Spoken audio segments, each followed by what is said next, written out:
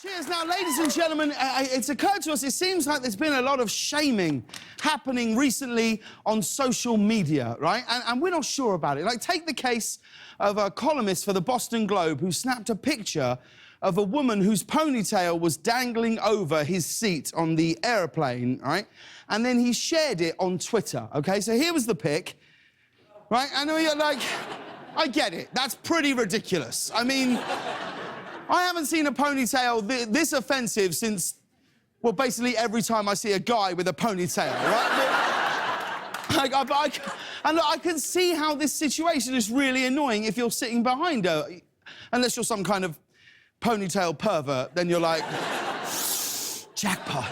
But it seems like, from what we understand, the photographer didn't even ask her to move it. He just immediately started making fun of her on Twitter, right? And do we have to use our cell phones to shame every rude person we meet? Do you know what I mean? If you want to be a good person, don't take a picture of the ponytail. And if you want to be a really good person, give it a French braid.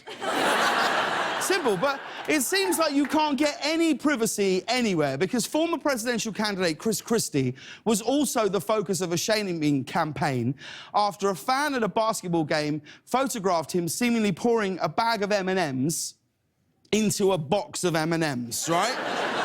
So here's the photo, OK? There he is there. Now, look, I guarantee you Chris Christie did not know the score of that basketball game.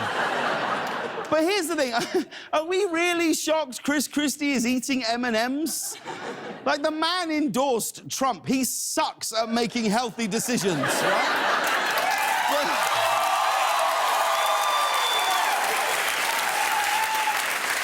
So my point is that Chris Christie eating M&Ms isn't something that should go viral. It's basically what we expect. Like, nobody would get excited if they caught Bernie Sanders cutting his own hair in a bus station bathroom. It's just what he does.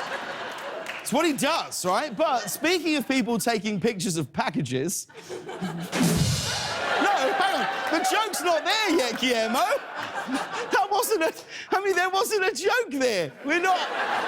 You've got to wait until I've done the next bit. What are you doing? I have your back, bro. That's all. That's just because you've heard the monologue before doesn't mean anybody else has. You will understand this in, like, 20 seconds. Speaking of people taking pictures of packages, a nurse in upstate New York was fired last week, and this is true, when she was caught snapping a photo of an unconscious patient's penis and sharing it with friends, right? So the nurse sent the penis pic to some of her co-workers who then reported her. And honestly, I can't believe a nurse would betray another nurse. No, I can't. It's true, but I guess it's true what they say. Snitches give stitches. Right? What is this guy?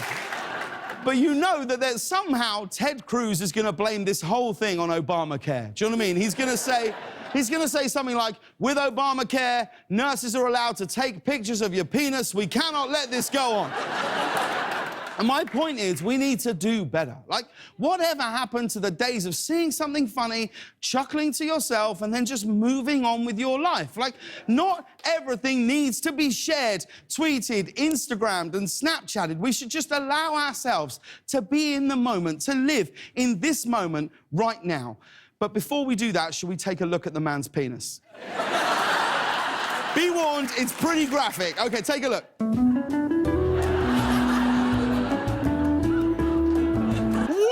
Did you know?